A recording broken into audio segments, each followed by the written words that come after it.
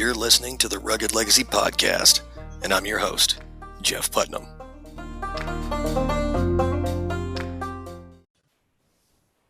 Hey, everybody. Welcome back to the Rugged Legacy Podcast. I'm joined today by guest Andrew Tate. You can love him, you can hate him, but there's no denying the guy's a force of nature. From the hard streets and poverty to living in his mansion where he makes millions of dollars a year, doing whatever the hell he wants to do. Yeah, that's a pretty good intro, brother. Thank you very much. I appreciate that. Hey, that's the dream, though, right? For any kind of entrepreneur, they just want to do whatever the hell they want to do whenever they want to do it. You know what?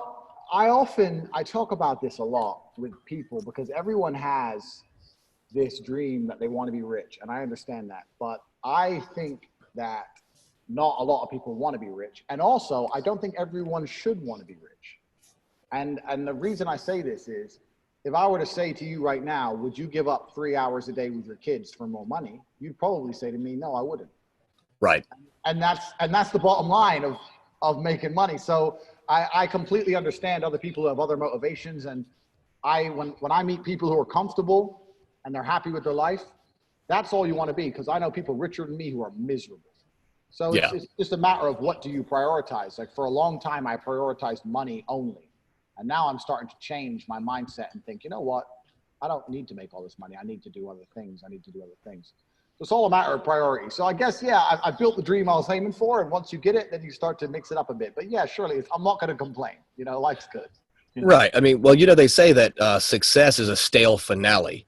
Once you make it to the top, you're going to be up there asking, what the fuck do I do next? Yeah, exactly. And you see a lot of people, they'll fight to get a goal. And Nick Lowry, he was the very first guest on this show.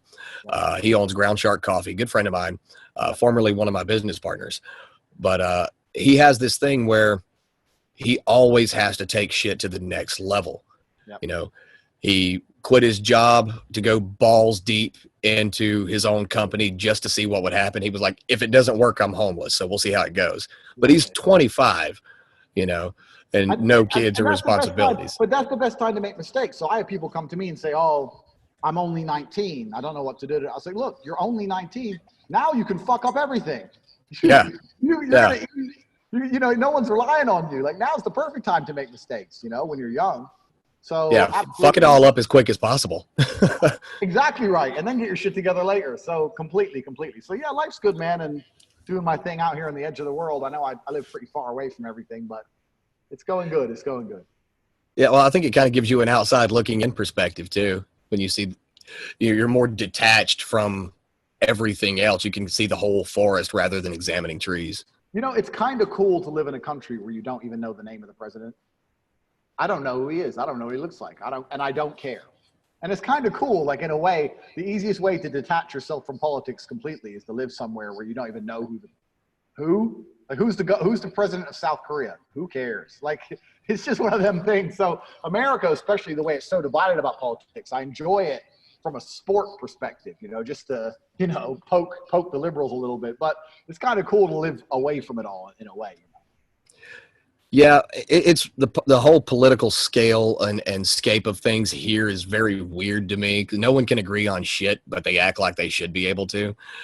And me, I'm like, I don't really give a fuck who's in office. I'm going to do whatever I want anyway. Yeah, exactly. I don't even know how many laws I'm breaking right now because I don't care what they are. and that's the thing. And this is like, as much as I love Trump, has he changed my life in any dramatic way? No. I mean, he's made annoying people fun. He's made poking liberals fun. He's given me a little bit of a hobby. But besides that, your day-to-day life is always going to be about you and what you achieve and who you are as a person. It's always going to be that way. And for that reason, the less energy you put into politics and the more energy you put into yourself, the better. And I think most people know this. They just can't help themselves. They get sucked in. Yeah. And, it's cool that you brought up it's all about who you are as a person. Now, what you've done in developing who you are, you're a product of what is now considered an uncommon upbringing with the way that your father raised you and your brother. Yep. From everything that I've seen you talk about with your dad, and we mentioned this before we started recording, your dad had a bit of just a Spartan minimalist mindset and lifestyle that he drove into you, that just weakness is unacceptable. Yep. And I'm curious as to how that shaped your upbringing, because I know you and your mother and your father separated. Yep. And when that happens in America, you really see a lot of the people who were brought up, they tend to forget the influence that their father had, and they stick only with the influence their mother had. But that wasn't the case with you and your brother. Absolutely not. And you see, I'm just curious as to how, when, so, go ahead. how we got there. Yeah. So I the word I will use is I was raised very deliberately. And I mean that in a way as my father was very, very clear from the second I could speak that my name is Andrew Tate and my last name is Tate, and I have a duty to my name and to eventually replace him. He was very, very clear with my duty from the second I remember speaking to him. He said, "Your name is Andrew Tate. He was Emery Andrew Tate, and I'm Emery Andrew Tate. Andrew's actually the middle name, but I use it all the time. But so we have the same name. So he said, "You're the oldest son, and your brother's the second son, and you two boys, you're going to replace me. You are the Tates. So you have to be capable of what I'm capable of." So he was very deliberate in his upbringing in regards to, even when I was 2 or 3 years old, he would often make me repeat my name. I know it sounds stupid, but I'd say like, "Oh, I'm scared." You say, "But what's your name?" I said, "My name's Andrew Tate." You say, "Okay, so what are you going to do?" So, "I'm going to go fight."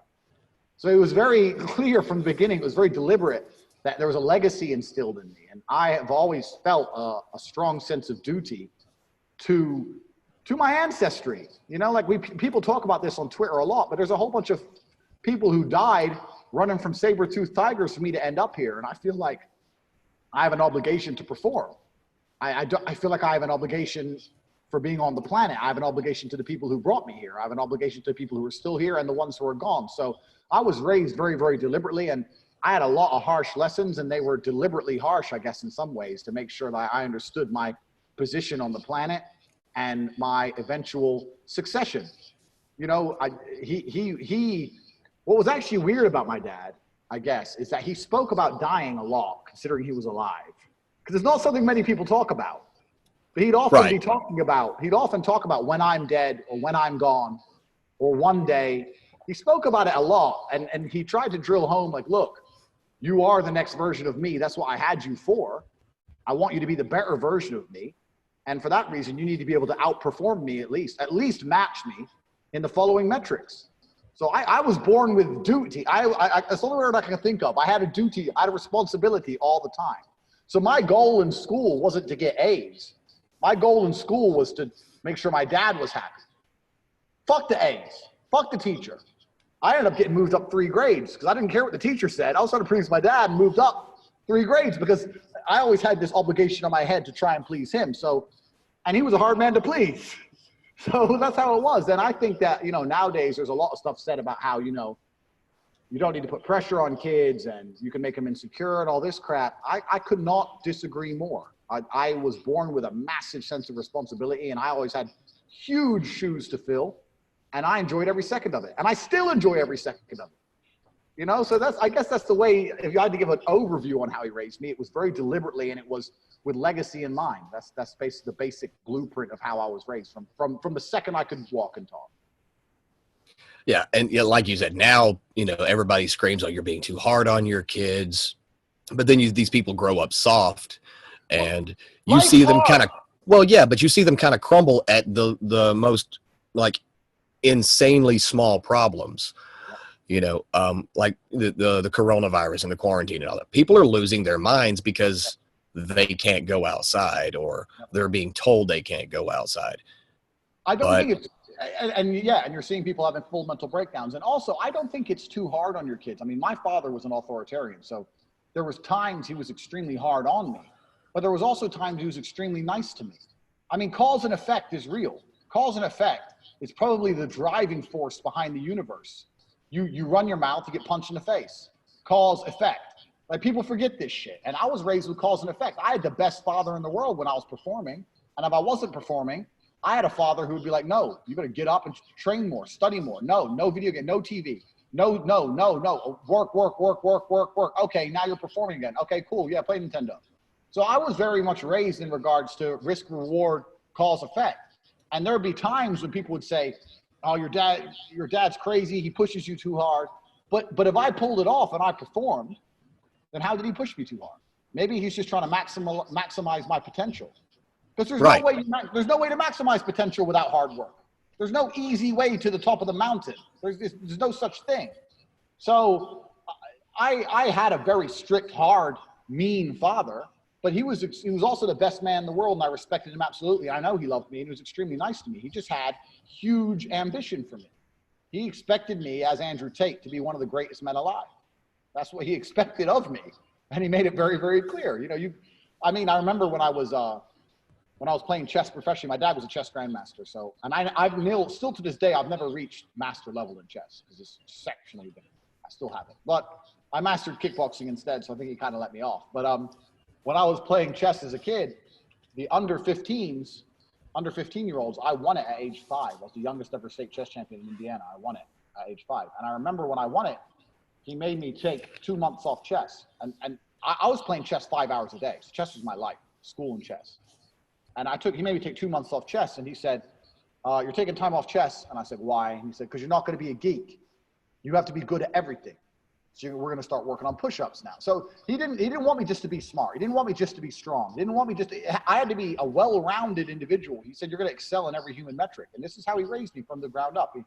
He made sure I was good at everything, and he always wanted me to. And it was very deliberate. I was a project. And I was a project for him. And I kind of turned out okay. So it was all done on purpose.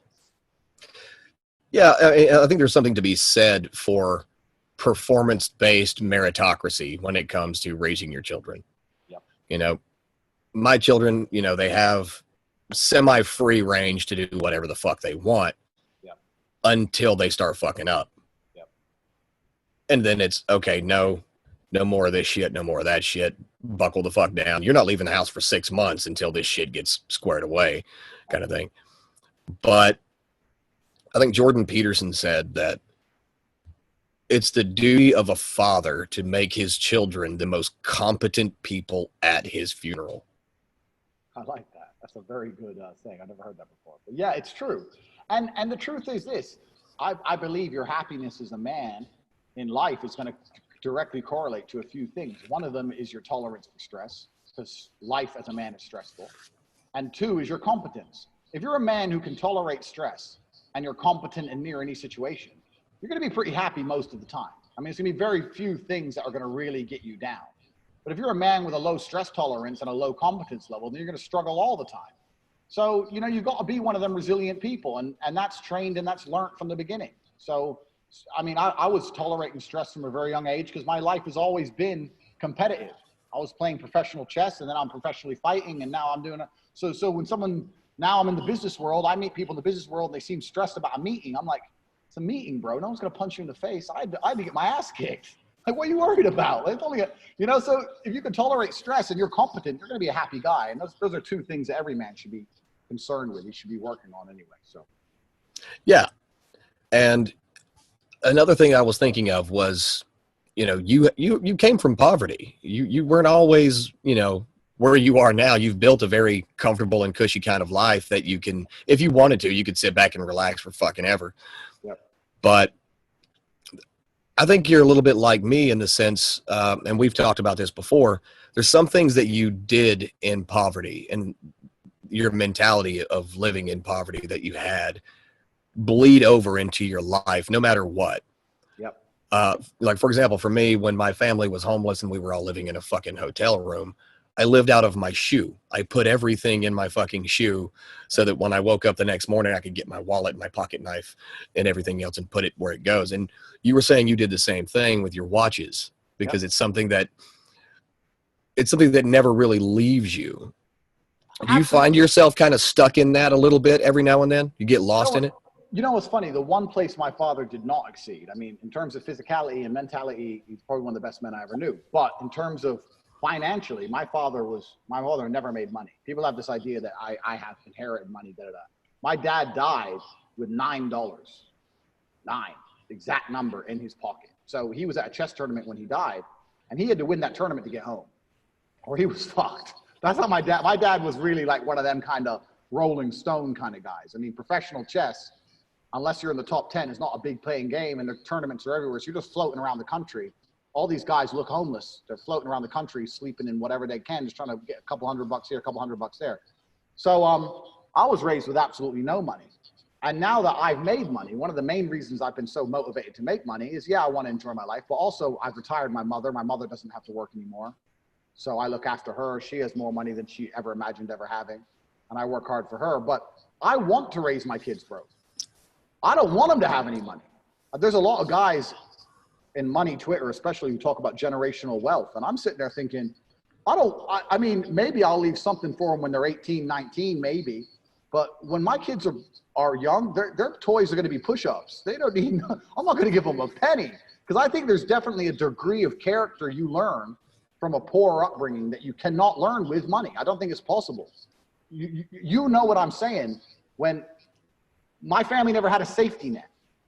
Like right. when shit went bad, it went bad. It was never like, oh, it'll be okay, we'll go into the savings. It's like, no, there is no, what savings? Like it was, and that teaches you a lot about life. And one of my biggest concerns is that my kids are going to have money. So I'm going to find a way to spend it all or hide it all or do something, but I want them to grow up broke. I think it's the best way to grow up. Yeah. One of the things that we did with our kids is, you know, of course they're little, they'll get their toys, their presents and things like that, birthdays and Christmases. But the bigger things, they have to earn them. Yep. You know, like my sons, once you're working age, if you need money, you work. I don't care if you have to lower yourself to giving hand jobs to homeless people under the bridge. You're going to earn that cash. Absolutely. You know what I mean? I'm not giving it to you. If you quit your job, well, then you're broke. Yep. And that's exactly it. Cause and effect. Back to the reality of life, and that's how it should be. And a lot of people forget this, man. And if you look at the world, you can boil down a lot of people's base beliefs on simple things. You can use cause and effect. You can apply cause and effect to nearly anybody in nearly any capacity. You can sit and talk to a liberal and discuss cause and effect and see that they don't believe in cause and effect. If you let in more criminals from abroad, will there be more crime? Not necessarily. They don't believe in cause and effect. Their whole mindset is so messed up. You know, cause and effect is the driving force behind the universe. So yeah, you don't work, you don't get paid. You don't train, you get fat. You know, like this is the reality. You don't fight, you lose. You know, you don't protect yourself, you get knocked out. Like this is the reality of the world. And I think it's the best way to be raised, especially as a man, because life's harder for men than it is for women, and it always will be. And women don't understand this. But as a man, you're going to suffer one way or another. You're either going to suffer being a nobody and being unhappy and being miserable, or you're going to suffer trying to build yourself into something. There's nothing but suffering in life as a man. So you have to just embrace it and enjoy it. There's nothing else to do. Yeah, it's kind of like the old, Sisyphus. You know, he's doomed to push the fucking rock up the mountain for the rest of his life. Yeah. Well, that's all we're doing as men. You know, like you said, men will suffer more than women in life because more is expected of men. Yep. You know, if shit starts to hit the fan, my kids don't go running to mom. Yep. You know, they run to dad. Hey, dad, some shit's going down. Exactly. You know, if, like, you know, last night we had fucking 4 tornado alarms or whatever go off. Yep. They didn't go to mom. They were like, Dad, what's going on? Yeah. I'm like, stay in the house. I'm going to sit on the porch and watch it. We'll see what happens. You know, we're the ones that walk on that fine line of life and death. Always have been and always will be.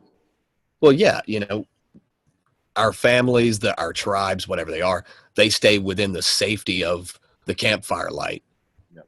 And we patrol the borders of that light between light and darkness. Absolutely. And it's our duty as a man, and this is why life is always going to be more difficult. And the more capable you are, the less likely you are to die. There's like rule 1 of life is do not die. That's got to be rule 1, right?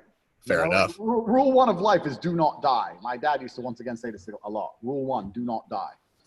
So that's rule 1. And the harder you are to kill, the more you understand cause and effect, the more capable you are, the more prepared you are, the more perspicacious you are, the harder you are to kill. And that's the bottom line of it all. I remember, I'll tell you one more story about my dad. I remember sitting, watching something on the news about a boat in New Zealand. This is like 15 years ago. A boat in New Zealand capsized, and a guy swum to shore. I can't remember how far it was, 30 miles or something. and he was really badly sunburnt from being on the top of the water, and the water had magnified the sun, and he had like 1st-degree burns, and he lost all his skin and he's in hospital. And my dad said, well, I would have done the same thing. My mom said, oh, that would have been so hard. And my dad said, it wouldn't have been hard. And my mom turned to him and goes, what do you mean it would have been hard? He swam 30 miles and he got burnt. Da, da, da. And my dad said, what's the alternative? Drown? Yeah.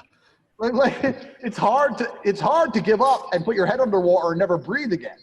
It's easy to keep paddling. Like, if you've got that warrior mentality, you're going to keep going no matter what it takes. That guy didn't want to die. That's rule 1. You do not die. And if you always have that in your head, like, do not die, you're gonna be pretty good in nearly anything. That's what I used to think before I fought, even though it was professional sport. The last thing that went through my head before I got in the ring was, whatever you do, do not die. Because it's going to take you far. Well, yeah, I mean, you know, I'm assuming you're about my age. I'm 33. Yeah. And we grew up watching, you know, Apollo Creed get killed with a punch. Yeah. And so you're walking into a ring professionally fighting, you know, it's a possibility. You've seen fighters die from getting hit. You've seen fighters, you know, get their bell rung in one match and then a jab kills them in the next. Yep. And so it's always a possibility. Yep. And again, rule 1, don't die. And if that means don't get hit in the head, don't get hit in the head. You have to make yourself good enough to not get hit in the fucking head. Exactly right. And the only reason I fought was because I was good. I don't want to be arrogant, but I didn't get hit very much. So that's the reason I fought. Because I've had 85 professional fights. I don't even have a broken nose. I did very well. But if I took a lot of punches, I probably would have retired much earlier. But I didn't get hit too often, so it was okay. But then every once in a while, you know, you get hit. Like you don't go swimming without getting wet. So that's how it goes. But yeah, I think that's a good mentality for life in general. And you know, men, we have an innate warrior instinct anyway. You know, it's inside of us, and the happiest men are in touch with it. It's only the men who deny it completely who are miserable. These are the most miserable men alive. So you just have to use it in a constructive manner. There's nothing wrong with it. And these are the healthiest men you're ever going to meet. Yeah, it kind of reminds me of back when my family and I were homeless. We lost everything when the recession of 2008 hit. And over a period of 2 years, we ended up losing our house, and then we moved into a 1-bedroom apartment, and then we lost that, and we lost a car in a hotel. Only job I could get was a work today, get paid today labor job. Yep. And the job that I got picked for was to take a 16-pound sledgehammer for 10 hours a day and beat up concrete so that it could be, and so it could be picked up by a hopper and then turned into gravel. And I'm in West Texas. It's 115 degrees outside. But I did that every single day. Well, at least 6 days a week. And I earned $56 a day take home. Right. But the alternative, I have to watch my son go to sleep on a sidewalk. Exactly. And that's how it goes. Do not die. You have to survive one way or another. This is the natural instinct of man. This is the natural order of man. You just have to man up and get on with it. That's how it goes. Right. I asked, who did I ask? I can't remember. I asked a friend of mine a couple of years ago. He was talking about something. And he was talking about panic. I can't remember. He used the word panic. And I don't like that word panic because to me, it sounds very effeminate. Panic. He said something about, I can't remember what he was talking about. And he said he panicked. And I said, seriously, on a serious question, have you ever panicked? He goes, what do you mean? I was like, no, serious, genuine question. Have you ever panicked? He goes, well, probably. Why? And I'm sitting there thinking, have I ever panicked? Like in regards to the idea of like, it's like, I can't. Beyond all reason, nothing conscious. Yeah, I've never panicked. Like it's always cause and there's a reaction and there's reaction. There's cause and effect. No matter what bad has happened to me. I carry a scar where I was stabbed and I didn't panic. Like you stabbed me. Okay, am I bleeding? Okay, I'm bleeding, but I'm not. Okay, it's not that, but fight now. Like there's no time to panic. Like if you've ever panicked in your life, if you're watching this and you can think of a time you panicked, you have mental work to do. There's no time for panic when shit hits the fan. The people who live are the people who don't panic. Panic later. Panic in your own free time. But panic is the number one thing. It's one of the first things you can remove. So there's a whole bunch of language as well that people use that I don't like. I don't like, like there's an example of one of my friends saying panic, which is something I'd never say about myself. Or phobic is another word I'd never say about myself. If I don't like something, I'm not afraid of it. I just don't like it. I'm allowed to dislike things without being afraid of them. I don't like Brussels sprouts. You think I'm fearful? Like there's a whole bunch of language. Language has been hijacked, and people they say things to themselves, and they program their own mind. They're not careful with what they say, and people say things to them, and they don't correct them. And there's a whole bunch of programming that goes on as well with this. And as a man, yeah, it's you do what you have to do. You don't panic. You look at the situation. You look at the board, and you make the move that makes most sense to you.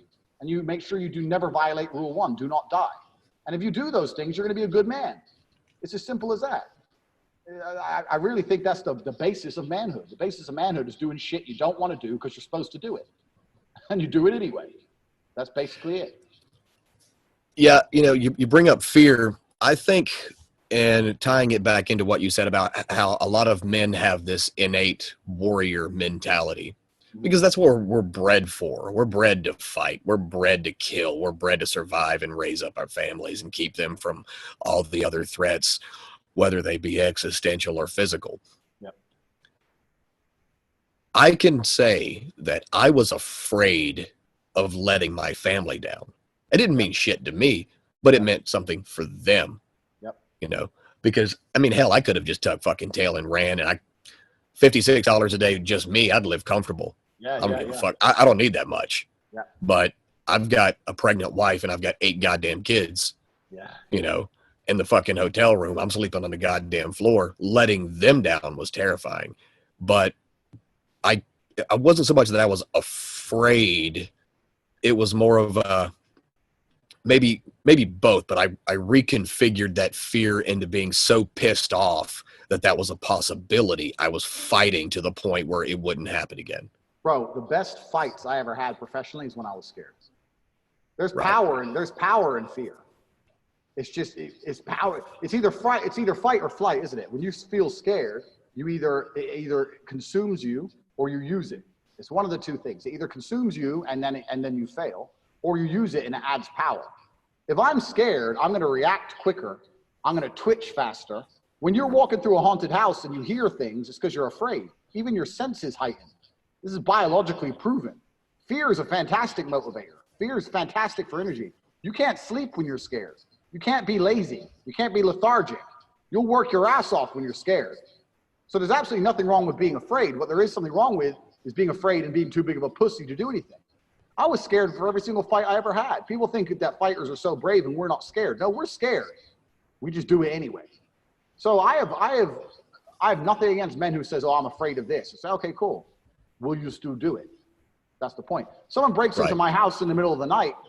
I'm going to be scared. Who the fuck's that guy? How many friends has he got? What weapon does he have? I'm still going to fuck him up, but I'm going to be scared. So fear's real. And that's one of the fundamental things about being a man. We feel fear and we use it. Women let fear embrace them. We don't. We're not allowed to. We have to perform at all times. So yeah, fear is a fantastic motivator. So is being angry. I say this all the time to people. I say I'm pissed off 6 days a week, and I'm not pissed off in an uncontrollable, domestic violence idiot way. It's just if I start getting in work mode, if I start really buckling down and focusing on my stuff, I end up angry because that's my default mode to get things done. I can't explain it. Maybe it's just from years of pro fighting, but if I sit down, I got emails, work, phone call, after 2 hours of work, by the end of it, I'm pumped. I'm angry. I'm pissed off because that's my attack mode to do things. So fear and anger are super useful. Fear and anger are fantastic motivators. Absolutely. Use them all. Well, I think they're part of the most primal part of man is fear and anger. We use anger to fight off attackers. We use fear to make sure that the attackers aren't still there and to investigate. And we get angry when we find them. It's whether the attacker is, a fucking saber-toothed tiger or poverty. Yep. Whatever it is, we use the fear of it to become angry at it because it takes us out of our frame. It takes us out of our state of being for that moment. And it's a change. So we have to, it's a chaos that we're drawn to because we're supposed to put it back in fucking order. Exactly. Yeah. There's a threat. And if we're sitting around with our women and we're sitting there and, fucking and chilling and whatever, we're not in combat mode. But when a threat appears, you need to become combat ready quickly. And that's what fear does. That's what fear absolutely will do. And that's what anger absolutely will do. And they're absolutely a natural part of being man. And this is the thing. This is one of the things where they talk about toxic masculinity and all this bullshit and trying to make men more in touch with their feelings. And I was trying to explain to somebody, listen, men are already in touch with their feelings. What men need is emotional control. Because when they try and teach all these boys to cry, they say, if you feel sad, cry. If you feel happy, laugh. If you feel depressed, do this. If you're telling a man to have no emotional control and a boy to have no emotional control, and he can't control himself and he can't restrict an emotion, what happens when he gets angry? I'll tell you what happens. He shoots the school up. That's what happens. So right. Emotional control is super important as a man. Like, we're all going to feel emotion, but we need to be able to control it and use it. And this is the natural part of being a man. When they say, oh, boys should cry too, men shouldn't hide their feelings, I disagree. Men should absolutely hide and control their feelings. There's a time and a place to cry. There's a time and a place to cry, and there's a time and a place to not to. And there's I may feel like crying in one scenario, and I may do it. And I may feel like crying in another, and I won't. Because I ain't got time to cry if there's still an attacker in the house. Like, there's time and a place for this shit. So you have to be able to control your emotion and funnel it into the most effective medium. And this is one of the things that's not being done or taught nowadays, especially to young boys. Oh, cry if you feel like crying. No. What if he punches you in the face and you feel like crying? You're going to cry or you're going to fight? Like, there's no always time to cry. Rule 1, do not die. The man in the ocean could have cried and sank. He was too busy swimming. So it's the reality of life. Yeah, that's kind of the same thing I do with my kids. I've got 8 boys, thank God. 8? Whoa. 8 boys? 1 girl. 8 boys and 1 girl. You hit the jackpot, G. Jeez. I'm really fucking glad it's not 9, 8 girls and 1 boy. Because I would have just moved out into the fucking yard with the 1 boy and be done. 8 boys, but I want them to have influence of their mother because they need to learn how to care. I want them to have influence of their sister because they need to learn how to, interact with a female who's a peer and all this other. But my kid, my 5-year-old just last week climbing a fucking tree, fell down, busted his lip open, comes over to me and he's crying. I'm like, yeah, but you didn't make it to the top of the tree. Go. But there's blood. Is there a lot? No. Well, you're fine. Go. Yep. And I've said it before, it's important that boys feel, but it's more important that boys know when to express that feeling. Completely agree. Because if my kid is playing ball and he gets tackled and falls down on the field and he's hurt, well, you can cry or you can finish the goddamn play and then you come back to the sidelines, cry then. Yeah, exactly. But you can't play if the fucking ball's still live. You got to fucking move. Yep, completely agree, man. And this is where the basic breakdown of society's happened, when these men who literally can't control themselves anymore are either in charge of something or running around telling other people how to live and how to be. And this is where it all comes from, man. And I don't want to get too political and too societal because I'm really very much about me and my people, and I'm trying to do my best with looking after me and my people. But the breakdown of society, people often discuss and blame women. Well, women aren't women anymore, and I kind of disagree with that. If men were still men, women might still be women, and you'll often find if a man's a man, he usually has a woman who's pretty good in his life. So it's not women who are the problem. Yeah, and see, that's something I talk about in the book I'm writing now, Leading Your Wife, A Man's Guide to Becoming the Patriarch. If you see women who are exhibiting more masculine traits, it's because the men aren't. Yep. It's a vacuum that's desperately trying to be filled. Yep. If you have men who are fucking performing, you're not going to have women needing to perform out of fear that no one else is fucking doing it. Absolutely right. Completely true. And that's what's happening on a societal level. It's very, very simple. I mean, I'm not married, so I'm definitely not an expert on marriage, but I've had plenty of long-term relationships. In fact, some of my girls I've had longer than most people have been married. And I'll tell you, they're very happy with my performance as a man. So they're happy to submit to my will. If I say something, they trust my judgment because I know what I'm fucking talking about and I've proved it. So why would they combat me? Well, simple. That's the whole point. You've been reliable. You've been consistent. No woman is going to follow a fucking man who's unreliable. No woman is going to follow a man who doesn't follow through. Because everything in a relationship, whether it's a relationship between a husband and wife, man and woman, a leader and his subjects, if you're wanting someone to follow you, they have to have been able to rely on you for a long period of time. And they need to be able to look at you and trust you that every single time something's happened, single time something has come down the pike, he's been able to handle it. Exactly. That's human nature. I mean, that's pattern recognition. That's human nature. Exactly. How did we know not to go fuck with the lion? Well, last time someone fucked with the lion, they died. And then someone else tried it and they died. So I'm not going to do that. Like that's pattern recognition. If they can realize, every time stuff got hard, it doesn't matter if he had to break rocks in the Texas sun, or it doesn't matter whatever, we ate. He's the guy who's going to feed us. Then they're going to be fine. It's only if you're going to sit there and cry your eyes out and be like, I don't know what to do. Then she's going to be like, well, what the fuck am I with you for then? What good are you? So this is the reality of it. Yeah, exactly. It has to be something where, like I said, a pattern that's recognized in order for that trust to form. And if you're performing where you're supposed to be fucking performing, you're handling your goddamn business, there's no reason to not trust you. Yep, exactly right. Completely agree. And the problem, like you've been saying, with this breakdown in society as a whole, people are complaining there's no men, but now you've got the powers that be, whatever you want to fucking call them, again, not trying to go down the political side of it. Mm-hmm. Powers that be are telling men to not be men, while they're complaining that women aren't being women. Yep.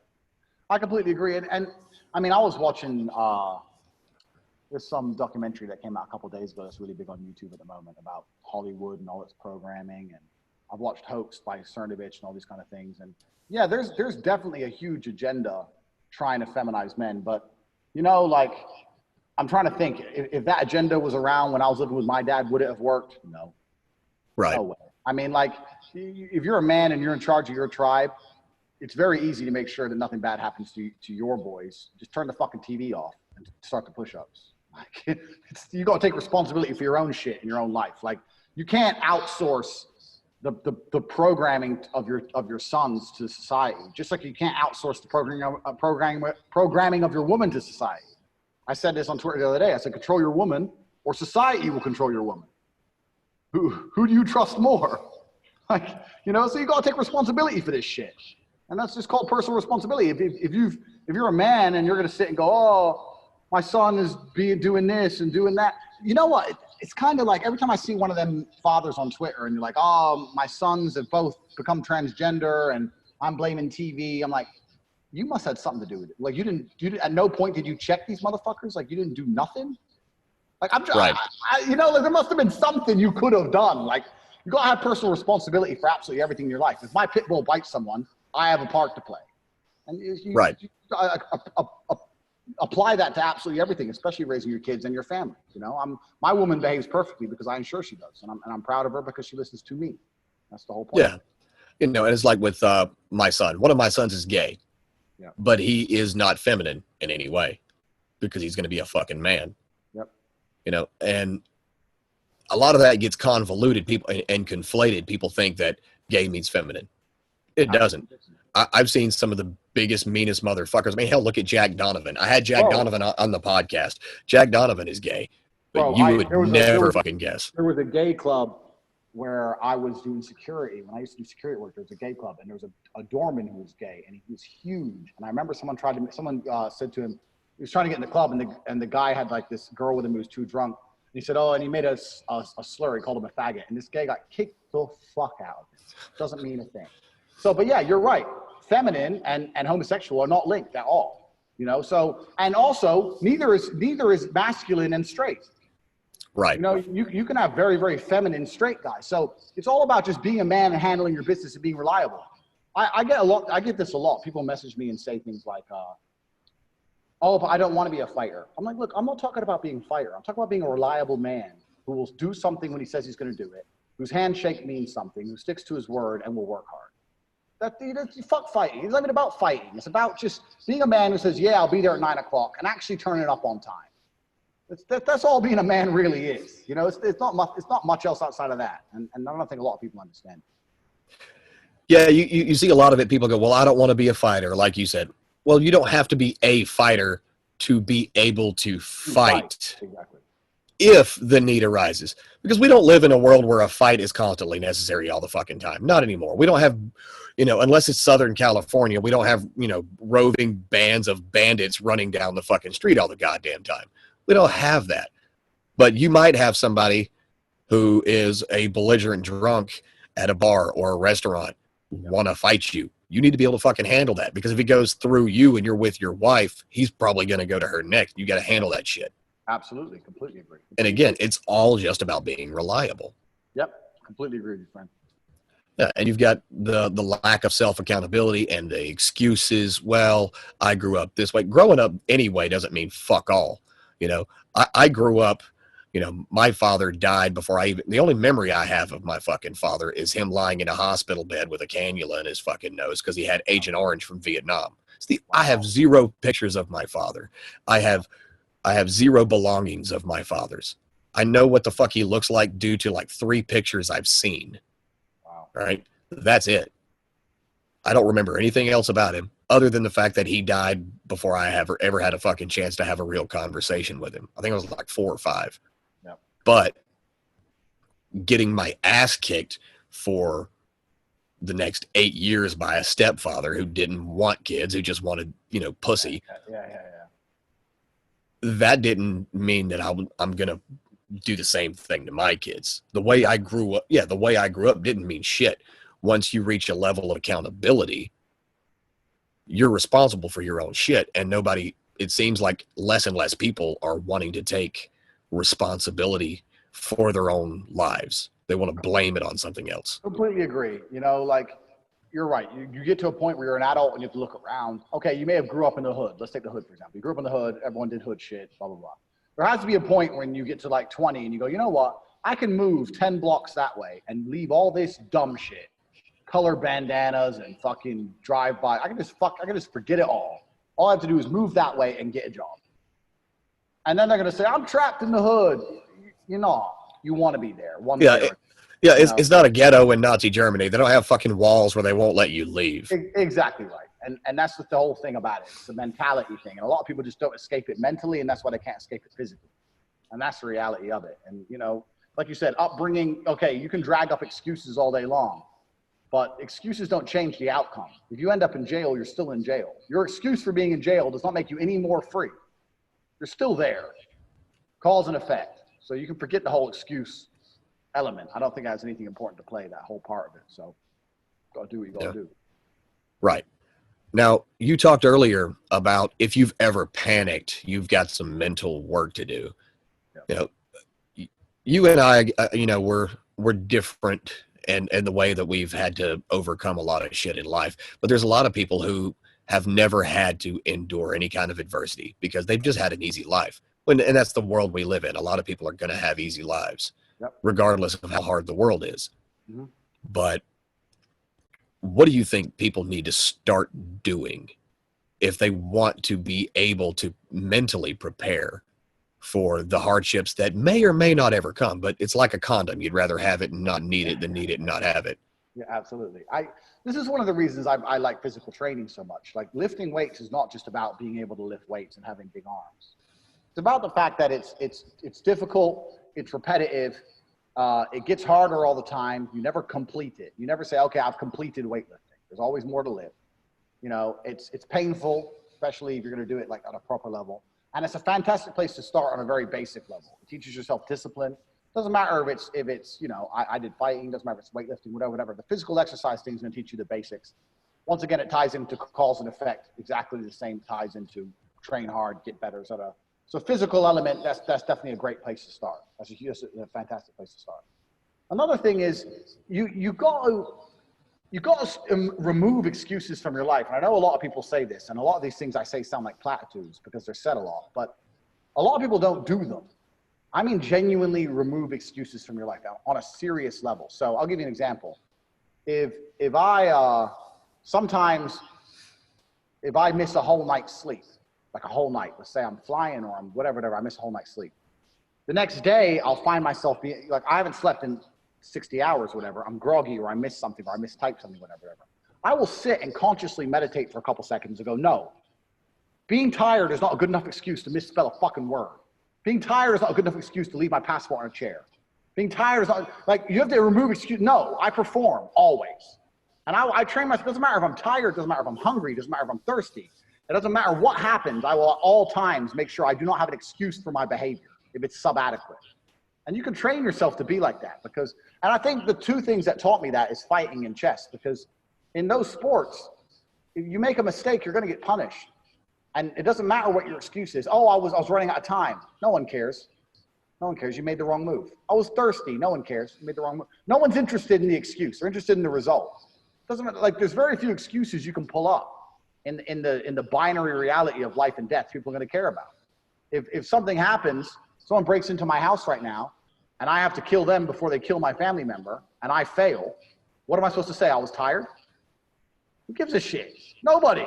Doesn't change anything. So you have to get your mindset into a point where you don't accept excuses. I don't accept excuses for myself. It doesn't matter if I haven't slept or ate, or it doesn't matter what it is. I expect myself to perform at all times to the maximum of my ability and my capability. And it's because I've been raised that way. So that's another thing people need to do. Even if you have an easy life, you need to remove any excuse. Because people have an easy life. Oh, you know what? I was up late last night, so I'm going to go to bed early tonight. Why? You know, what? You'd be a little bit tired. Boo-hoo. You got work to do. Do your work. You know, I think it's just, you know, it's a mindset shift more than a lifestyle shift. You can have an easy life and still have a hard mind if you're hard enough on yourself. And it's better to be hard on yourself than let the world be hard on you. That's my view. Well, I think the harder you are on yourself, the harder time the world has of being hard on you. That's right. It's exactly right. Like, you look at these brothers out in Sierra Leone or wherever. Like, what are you going to do to them that's going to scare them? Like on a serious note.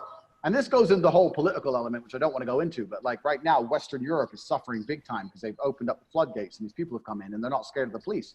Would you be scared of the police if you grew up in a civil war in Sierra Leone? Are you scared of some cop who's not even got a gun? He might taser you. You don't care. And then what, put you in a room with a bed? Boo-hoo. Like, there are people who, just through natural selection have ended up near fearless. And you have to kind of train yourself the best you can within reason while still enjoying the fruits of life to just be like, well, you know what? I've had worse and I've dealt with worse. So what's going to happen to me? Nothing. You just got to have that mindset here. Yeah. And see, that reminds me of, I had Richard Coleman, who is a Paralympic world champion, on the podcast, wheelchair racing in Australia. Well, he did the Death Road in Bolivia in his racing wheelchair. And like a few thousand people die on that road every year on mountain bikes. He did it in a racing wheelchair. But his first thing was, should be all right, is how he said it. You know, I'm like, it's fantastic. But there's a book called Machete Season. Okay. And it's the Machete Season, The Killers Speak. And it's taken from first-hand accounts of the ones who were in the area in Africa when they had the Tutsis and the Hutus. Yeah. And it's taken from their point of view, like, oh, yeah, well, we just killed them because they were cockroaches. We just did. When you have that kind of mentality, the little piddly shit, I'm not telling anybody who's listening to go and start macheting fucking people. Yeah.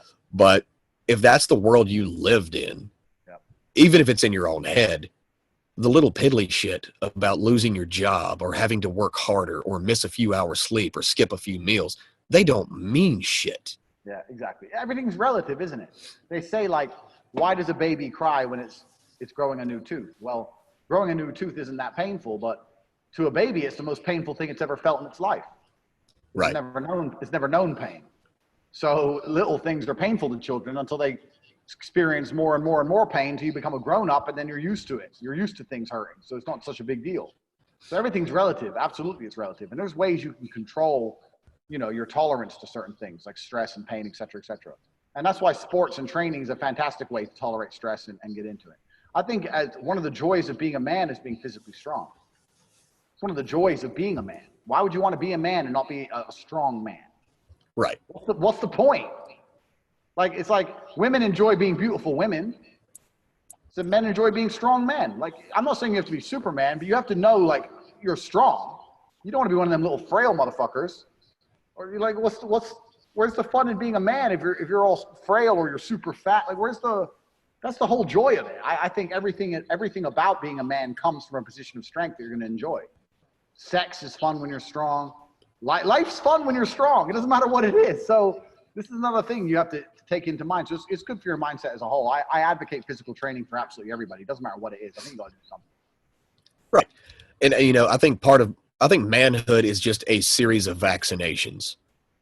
You get inoculated against hardship the more hard shit you do. Yeah. And so, like you said, it's all relative. Well, losing your job, if I lost my job, that doesn't mean shit to me. I've been homeless before. Exactly. In hindsight, okay, I have to work 2 jobs now. Well, it's better than working, the one goddamn job in the middle of the fucking desert for 10 hours a day for peanuts. Yep. But throughout life, the harder shit you do and the harder you are on yourself, the more inoculated you are when shit does hit the fan. It's going to be relative to, a tooth coming in versus getting shot in the fucking ball sack. Completely agree. Yeah. But that's something I really respect about you and your brother is you live very comfortable lives. You've got the cars, you've got the house, you've got the businesses, but you don't take any days off from being hard on yourself. Never. We still train every morning. We're still training every morning. We're still punching each other every morning. We're still lifting loads of weights. We're still difficult on ourselves at all times. And that's just because that's how we've always been. It's all we've ever known. And I know that I couldn't enjoy my life unless I felt resilient to life. I wouldn't. No amount of money would make me happy being a soft person. It doesn't matter. If you were to say, I'll give you $1 billion, but you're emotionally and physically soft, I would never take it. How can you be happy? I can't imagine experiencing the world and not be a resilient person. I can't imagine experiencing the world and being the kind of person who collapses at adversity. That just sounds like a scary experience to me. Well, a feather in the wind, hoping nothing bad happens, because if it does, I'm going to have a breakdown. Like, no amount of money would make me feel better. And that's actually kind of one of the things I've noticed about money. Like, there are a lot of people who get money and they think, well, I have money, so I don't need to be strong, resilient, smart, that I've got money. But pay other strong people to do shit for you. Yeah, but they're pieces of shit people, and they're miserable people. So I think that's a stupid way to be anyway. I like to be self-reliant. And hey, I don't define myself by having a little bit of money. If I lost all my money tomorrow, I'd be the same arrogant motherfucker I am now. I'd be typing the same shit. So it doesn't even matter to me. It is what it is. And it didn't change me in any way. It certainly didn't make me softer. Not at all. It just gave me more time to train. So. Yeah, I think money doesn't change. It amplifies. It amplifies what the fuck you are. If you were an arrogant motherfucker when you're broke, you're going to be an arrogant motherfucker when you're rich. Completely. And it is what it is. People can love it or hate it. I'm a cocky son of a bitch, but it is what it is. And once again, like, I think, what do they say? Haters never win and winners never hate, or hate never comes from the bottom. It's true, man. That anyone who's really upset with you being confident in yourself, it's because they're not confident in themselves. I have no problem with a guy being confident in himself. Why would that bother me? Fantastic. All my friends are like me. All my friends are arrogant as I am. Like, this is who we are as men. Like, I have no problem with it. The only people who are going to sit there and go, you should be different, are people who are miserable within themselves. There's nothing wrong with waking up. I say this to people all the time. If you wake up every day and you look in the mirror and you believe you're the best man on earth, it ain't going to make your life any worse. How can that make your life worse? Because we only get to live life as ourselves. You get to live as you, I get to live as me, and we're all in our own story. I want to be the hero of my story. Right. I don't want to be the side character. I don't want to be the fucking whatever else. I want to be the superhero. There's a story and there's one superhero, and I want that to be me. So if that's the case, I got to believe I'm the baddest motherfucker on the planet. Well, how else could it work? So that's just how I experience life. That's just how I go through it. And I love meeting other people who think the same thing. I encourage that, absolutely. If that means you're egotistical, who gives a shit? You're happy, you're smiling, you're resilient, you can get things done. And that's the way to be nowadays, instead of the alternative where you're going to sit there and go, oh, I don't have an ego. Oh, I love the planet. I love the world. These are people who are miserable. These people are completely unhappy. Just never be like them. Never listen to the thinking of unhappy people. Why the fuck would you, when someone comes at you and tells you how to think, and then you scroll through their Twitter feed and they've wrote about how depressed they were last week? Like, why would I listen to you? Like, never listen to the thinking of unhappy people. Listen to the happy people. They know things. Yeah, I agree. But, you said all your friends are like you. Well, that's kind of the price of admission. You have to be a ballsy motherfucker if you're going to be a part of a good tribe. Yep. And yeah, that's it. Because men, especially with our friendships, we have it has to be mutually beneficial.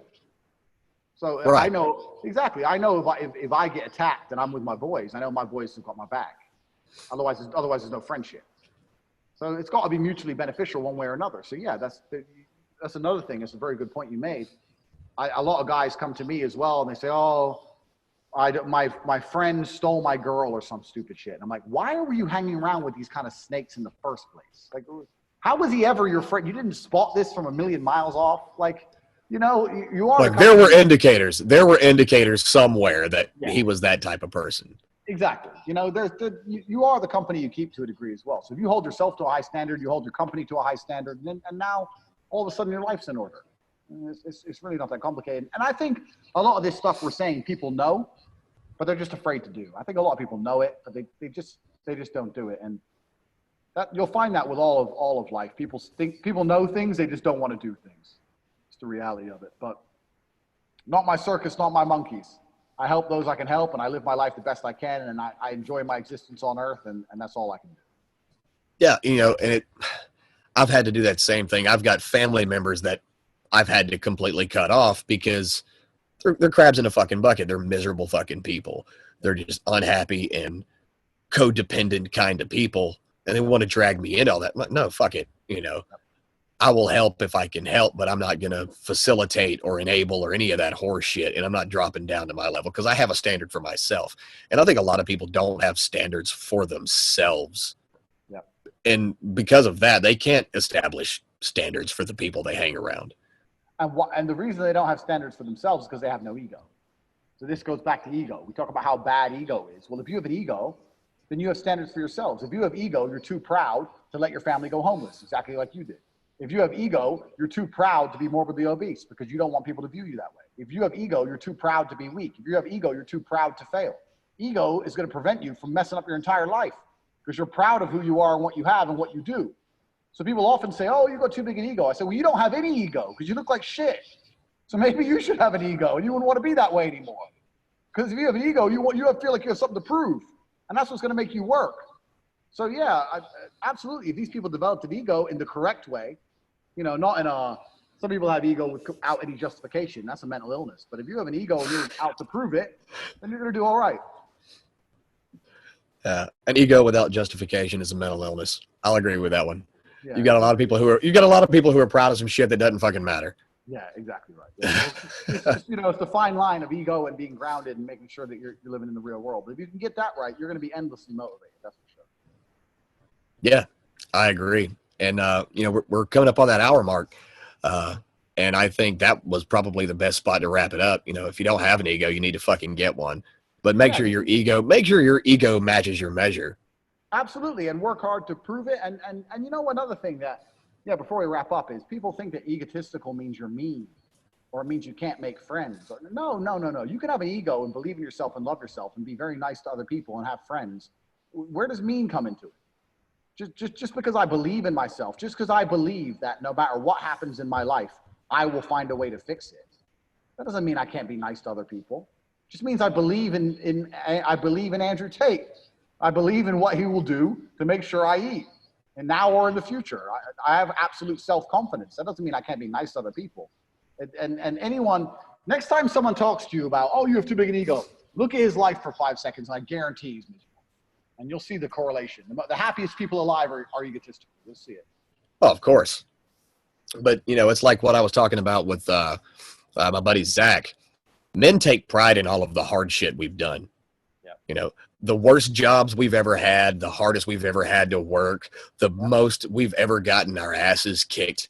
We take pride in all of that shit, and we have an ego because we look at the other guy who's, laughing at it going, "Well, you couldn't have fucking taken it." Yep, completely true.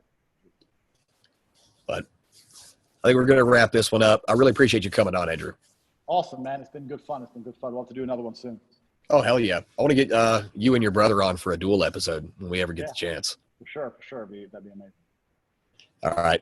For those of you watching on YouTube, make sure you like, make sure you subscribe, share. If you're on iTunes or Google Play, leave a review. That helps people get the message and helps spread the word of the podcast and get more people on. We are just crossing the 4,000 listener download mark right now, which isn't too bad for a 4-month-old podcast.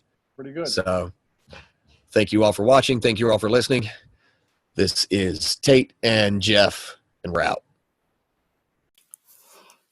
Thank you for listening to the Rugged Legacy Podcast. I hope you've been enjoying the content on all of the episodes, especially this one here. If you'd like to become a contributor and support this podcast, you can go to anchor.fm/ruggedlegacy and click on the support icon.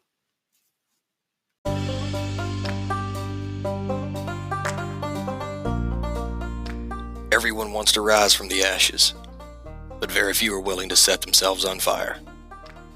This has been a Rugged Legacy production.